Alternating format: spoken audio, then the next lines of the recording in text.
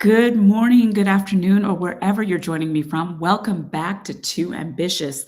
Thank you so much for joining me today. And also, too, happy Black History Month.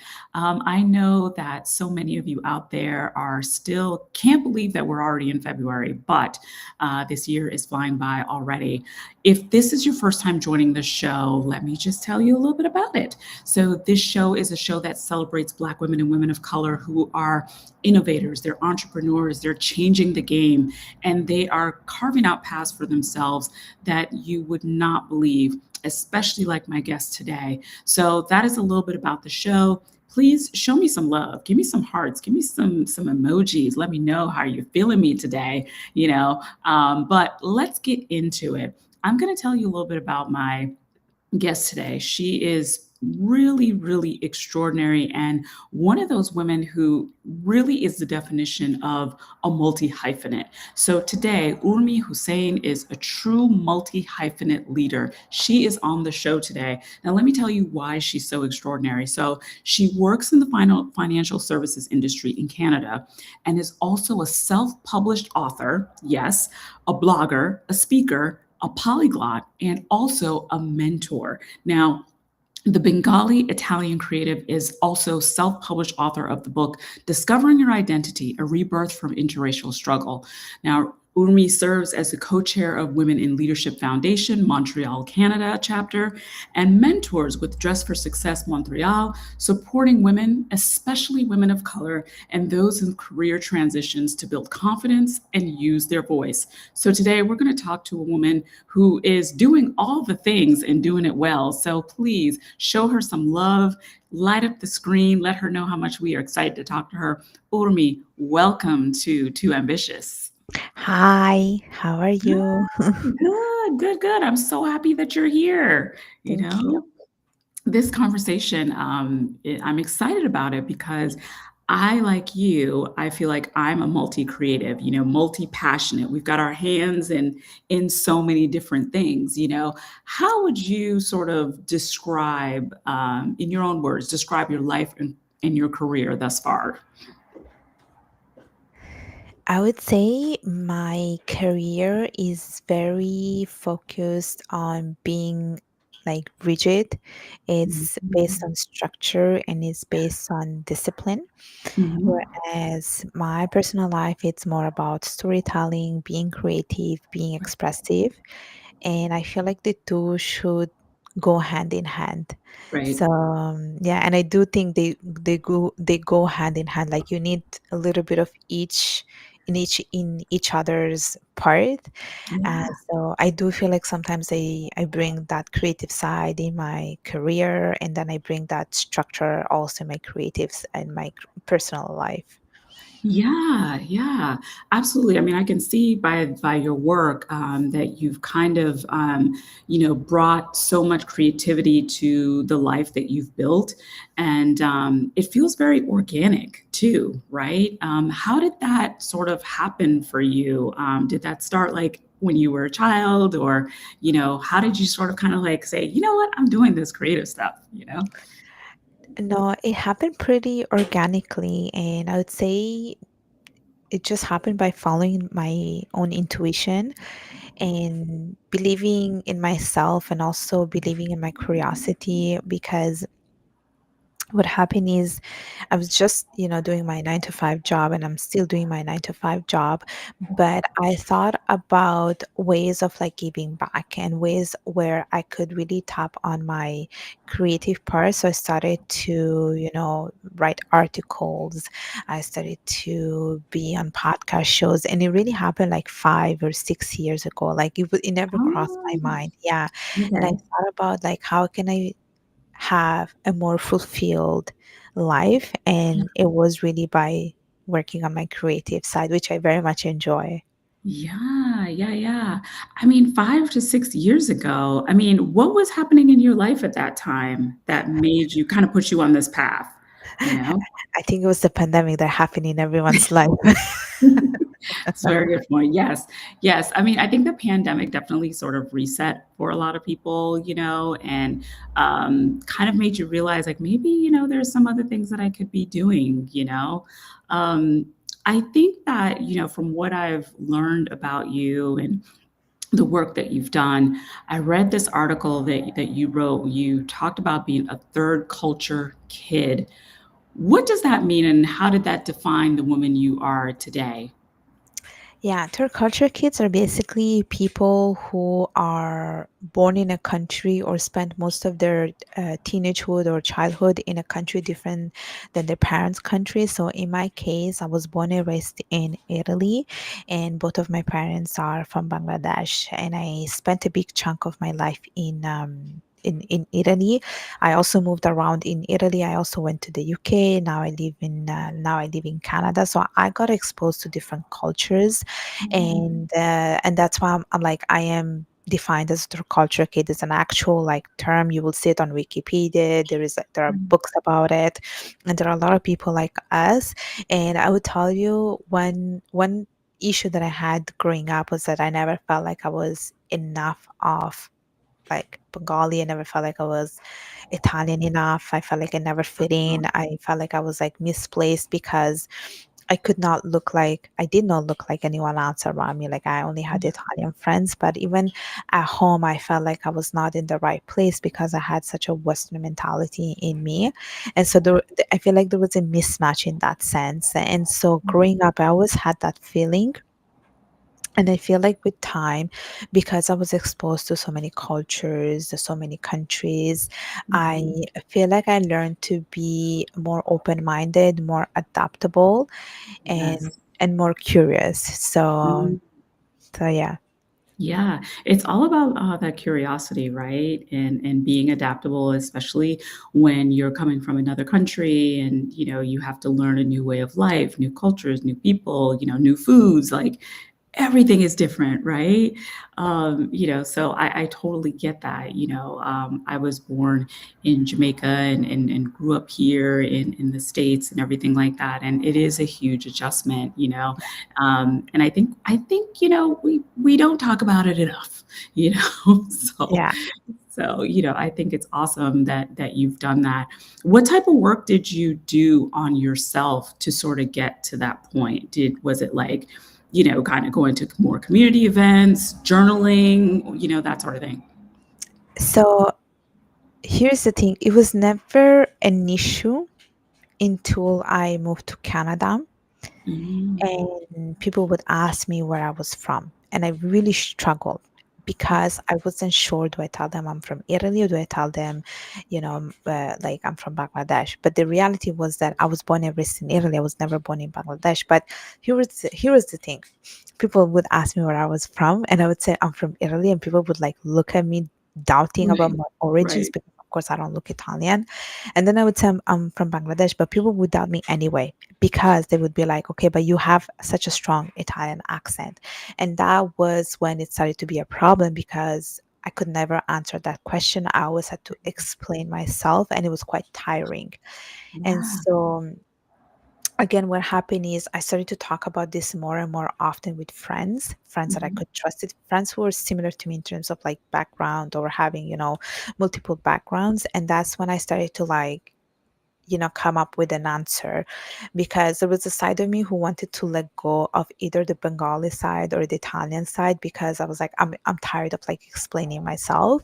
And then Yeah, one of my friends was like, no, you have to like embrace your identity. You have to embrace your two identities because that makes you who you are yeah, it today. makes who you are, yeah. And so I started to see the beauty in it, like the fact that I can speak multiple languages, the fact that I can have exposure to different cultures, to different cuisines. And Mhm. so after talking about this with trusted friends and seeing like communities of people like me, it was like, oh, I'm not the only one going through the same struggle. Like other Yeah, third culture kids go through the same struggle of like of answering the question, where are you from? And so right. finding community and finding right people really helped me to like embrace my identity and accept myself for who I am.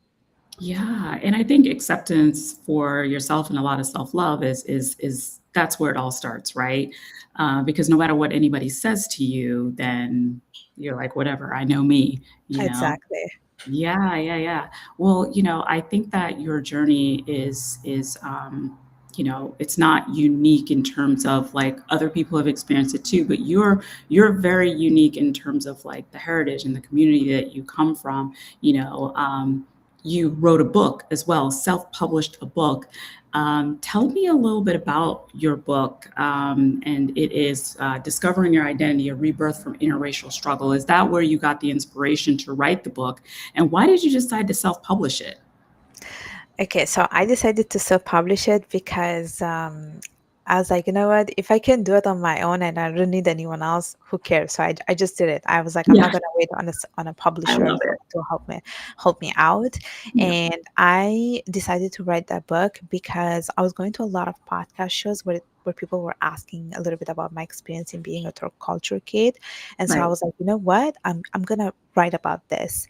Yeah. And I spoke with another self-published author prior to self-publishing it, and she was like, yeah, you just have to like put it on Amazon and that's it. And I was like, oh, that's how easy it is. And Yeah, so and so I was like, you know what, I'm not waiting on anyone. I just did it.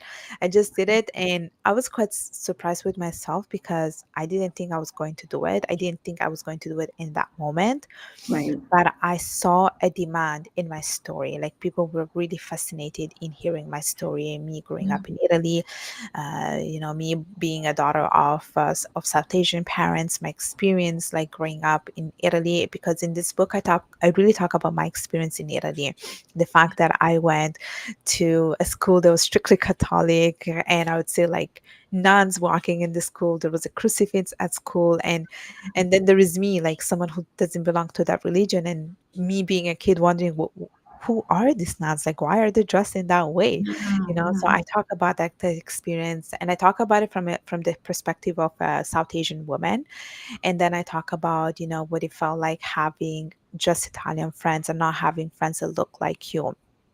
I Right. I talk about the expectation of being the older sister and how to be, run like lead by example, and the expectation Right. that were put on me as a daughter. And so I Yeah. talk about that, and it was quite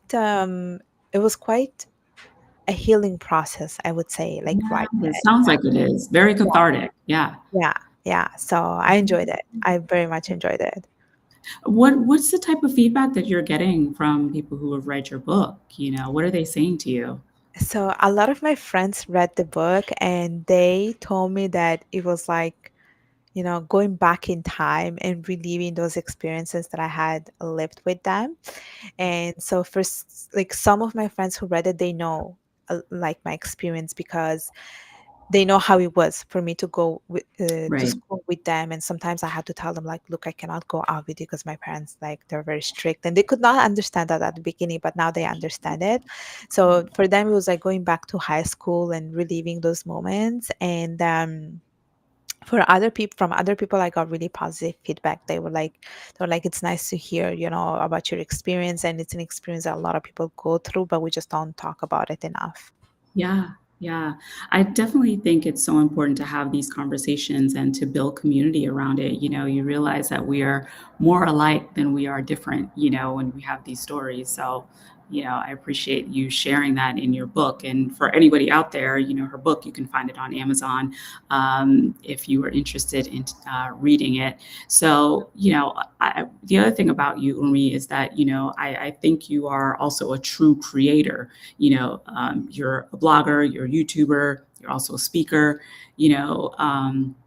but you work a full-time 9 to 5 job in finance. Yeah. So how did that happen? Like, did you set the intention to work in finance and then be creative, or were you like, this is a steady job, that kind of thing? Here's the thing, my love for finance came first. I always Ah, say, yeah, it came first. I'm a proud woman in finance, very proud. Very proud of my accomplishments, very proud of where I am right now, very proud of my studies. I'm very proud of it. Honestly, I feel like I never give enough credit to myself, but I am proud of it, and it comes before yes. everything else. And so when I started to work in finance and when I was pursuing my degree in finance, that was my end goal, like me working in finance, me doing the things that I do right now. The Right. creative side came afterwards, but it came with intention. The only thing is that I didn't think it was going to happen Mhm. because it never crossed my mind. Because sometimes when you are working and doing your day-to-day job, you only Yeah, think that's your reason for being, that's your reason for doing things, exactly. right? Yeah, you start to identify with your full-time job, you That know? said, it Yeah, happened later on after being in the industry where I told myself, I want to do more, I want to give back, and I want to have a more fulfilled life. So I started to read books about self development. And I read a mhm. book called The Ikigai. I don't know if you're Yeah, familiar yeah, with yeah, this yeah, one. I I know love that that book book. I well. love that Yes, book. I love that book. I yes. love the whole concept behind it. And I Right, started to realize that I am doing some of the things because before tapping into like my creative side, I was always doing a lot of volunteering work, but I mhm, wasn't creating content. Like I wasn't, for instance, writing articles. I was not, for instance, having like I did not have my own podcast. And right, so that's when I decided to like, okay, I need to find a balance and I need to find a way where I can work on those things. So that's why I always say there is my 9 to 5 and then there is my 5 to 9. And right, so I always make that differentiation. right, And I feel like my 5 to 9 is more about storytelling, connecting with people. It's more about right. being more human, more expressive, and I need that. I need that because I don't want to just work. I want to do other things as well. Right, right, right. I mean, it's kind of sounds like, it's the human connection. That's how we're naturally wired, right? We're wired for community and connection. So, it makes sense that that's how you were feeling. But how did you go about like building that community for yourself, especially as we look at women empowerment? Did you sort of like, okay, I'm going to sign up for these organizations, or how did you sort of build that for yourself? Yeah, it really started like it happened organically, like literally. Like I think I was just inclined to do certain things and I live with certain values. And for instance, like you mentioned women's empowerment, women in leadership, those were things that were always so important to me, but I didn't know where to start. Right. And so I started to like think a little bit about what are some of the ways they can like make an impact. So I really started to look into different organizations. There are different like organizations out there like that are made by women for women, where they always Right. like they need mentors, they need like speakers. So I started to like little by little like apply to those places, and they would like call me back for like all interviews and tell me like, do you want to be part of the next cohort? So it really started from that, and that's when I got, I would say, a clear idea of what I wanted to do eventually. And so now, like, I'm part of another organization called Women in Leadership, and I'm the Yeah. co-chair of the Montreal chapter. Like it's clear that this is what I want to keep doing going forward. Yeah. And I'm a big advocate of women's empowerment, like a big supporter. Yeah, yeah, yeah. Oh, yeah, yeah. I love that. I think that as women, we are stronger together, as you know. So, this leadership role that you've taken on with the women in leadership, tell me more about it, and how does it, impact the community, your community in Canada? Yeah, so Women in Leadership, it's an organization based in Canada and it's been there for 20 years. And so there's Mhm. the big foundation, but under the foundation, there are like different chapters. So each city of Canada has a chapter. You have Montreal, Victoria, Toronto, Ottawa, and so forth.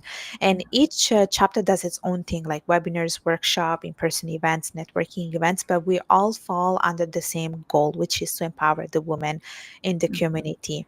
And I used to be part of the Victoria chapter virtually, and then there was a position open for the Montreal chapter, and I was like, "That's it. I want to give back locally. Like, I really wanted to give back locally where I live." And so I joined the Montreal chapter as a co-chair, and our chapter was dormant for a while. Like, I'm just gonna be Okay. like frankly honest about it. And Right. now we're a team of 4 women who are working to launch an event for International Women's Day. And so we want to have Mm. like a panel session. We want to have a networking session. We want to bring the women in the community, like the women of Montreal together to like connect with each other because we see there is demand. There is so much Yes. demand. Like women, they want connection from other women, learn from other people. And Mhm. so I'm really hoping to make a big impact with that. Like the fact that I am part of this, and when I will say that being like when I would see that event being created and happening, I know that I made an impact. So yeah. Yes, yes. I just absolutely love the work that you're doing and the intentionality behind it, and you're also a part of Dress for Success as well. I used to do Dress for Success too in Los Angeles. Yeah, I used to volunteer Ah, with them there as okay. well. So I know a little about that organization, but why Dress for Success? Um, it's a little bit different. So what happened is, for Dress for Success, they were looking for mentors, and I very much believed in their, in their purpose and the Their objective, mission, yeah. their mission. There we go, their mission. And I felt like our goals were pretty much aligned. Yeah. And it started with being a mentor, and I'm still a mentor. But then I also like participated to their conference. They had like this one annual conference, and I loved it. I was like, oh my god, this is so good. Like, they had Yes. entrepreneurs, female entrepreneurs. They had like people working in like different careers, and people talking about their experience. And I really loved that. Like, really, it was great. And so I really believe in their mission. Honestly, like, I believe in their mission of like giving back and helping other women. And they also have like women who are like women of color. So I believe in that as well. And Yeah. so that's why I joined them, and they're local. So I was like, why not? Yeah, yeah, yeah, yeah. I think there's so many ways that everyone can give back. What advice would you give for someone who might be in your shoes? They work a 9 to 5, but they're looking for ways to sort of kind of support their community and maybe even, do some work that feels good for themselves. How Mhm. would you suggest that they start? Honestly, it always starts small, and you have to find something that is aligned with you, with your values. I think it's always about alignment.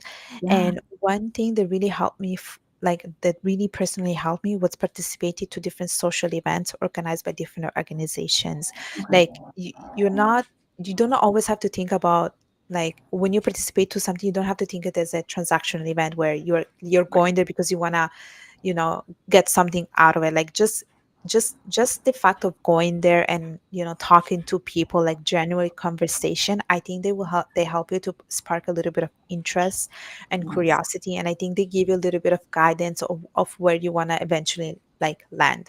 So for Yeah. me, like, every time I go to different events, like, I'm not going there because I want to like sell something or anything. No. All right. So we lost Umi there for a little bit, but she's going to come back. Oh, There what she is. happened? Oh I don't no. know, but you were Technical made it issues. back. That's all that The matters. technical issues, that's okay. I It's part know, of I life. know. It's all good. Yeah, but Yeah. continue. Yeah, so I was just saying, like, participating to like social events that are organized by women for women, I Yeah, think are quite helpful to get a little bit of interest and get a clearer idea of what you want to do and how you can help. So yeah. I would say definitely to do that. Yeah, that's really great advice. And I think the other thing too is the time to do it all, So I'm fascinated by everything that you do. How do you manage your time, especially with a full-time job and doing all these other things outside of it? Like, what's your strategy, you know? Time blocking. Yes, Time yes, blocking. yes, That's yes. it. That's Yeah, how I get it done. Otherwise, I'm not gonna get anything done. yeah. I totally get that. I Yeah. totally get that. Yeah. I think that it's time blocking, and I think the fact that you're passionate about all that too, it definitely helps because it's a labor of love, right? That's it. That's it. Yeah, Yeah, I really put like my soul into it. Like, I make time for it. It's about making it a priority. I know a lot of people usually say, "Oh, I don't have time for it." And I was like, "No, you do have the time. You do have the time. You're just not making it as a priority for you. Is not important enough. So yeah, it's really about putting it as the first thing in your to-do list. And it's not about doing like 100 things. You can just stick to one thing and one thing only that really brings the true passion out of you, and it makes that you go to sleep thinking, okay, I'm so happy I've done this today. yeah, yeah, yeah.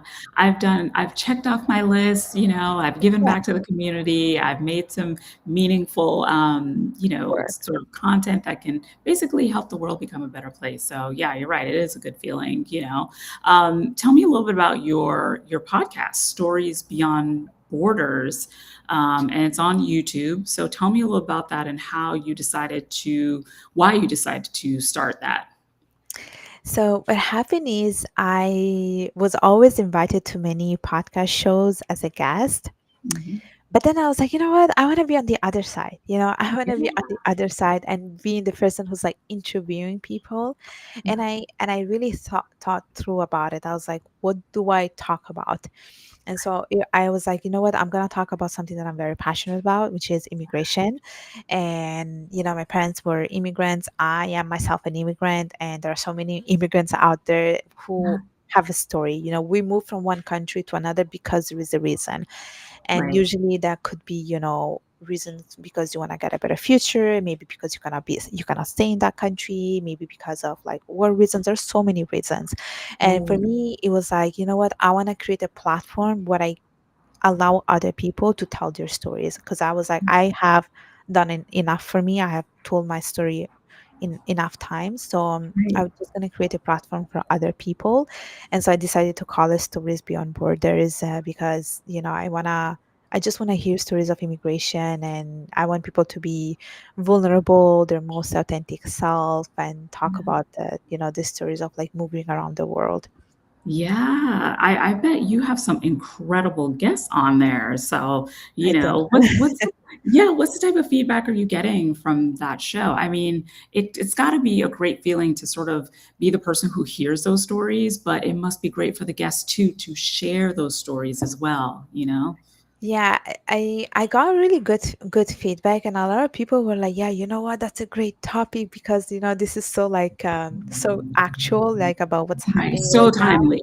Yes, Yeah. so timely. There you go. So I was like, "Oh, I didn't think I was going to like create something so important, but like it just happened." So I'm getting like really good feedback, and I have my friends from Italy who listen to it, and they were like, "Yeah, those are like really nice stories, and these are things that I've never thought about." So Yeah. I think that, what you have built, especially, the fact that you are clearly driven as well, is definitely inspiring to so many women and so many women who may see themselves in you as well. So thank you for all that you're putting out there for sure. thank you. Yeah, of course, of course. So tell me what's on the horizon for you? What's next for you as a multi-hyphenate who's got their hands in so many different ways, of showing up across not only social media, but in your community? What are you thinking of next? A lot of things. I expect nothing less, Urmi. A lot of things, a lot of things. I think this year it's all about creating opportunities and finding opportunities. And I put it on my vision board. Like I want to go and speak at conferences. So I'm applying a bunch of like events where I can speak and give workshop. That's one of my biggest goal for this year. I also want to deliver a TEDx eventually. I'm putting it up there in the universe. It's gonna Yes, happen. it's And gonna happen. Let's speak it into existence. Yes.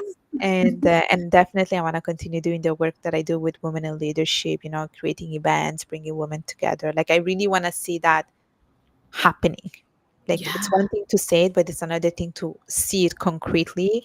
Yeah. And so that's my goal for 2026. And I also want us to publish another book. That too, it's like on the like it's a work in progress. So Yes. I yeah, love it. Do you consider yourself ambitious? very much. Very. I Very knew that you much. could do that. I Very knew that you much. could do that. Yeah, I Very love that. much. Very Well, much. I know your time is valuable, and I think we could probably easily talk easily for another hour about your journey to this point. Where can we find you? Where's the easiest place that we can find you and continue to follow your journey, Urmi? Yeah, I do have a LinkedIn account which is called Urmi Hossain. I have a YouTube channel called Urmi Hossain.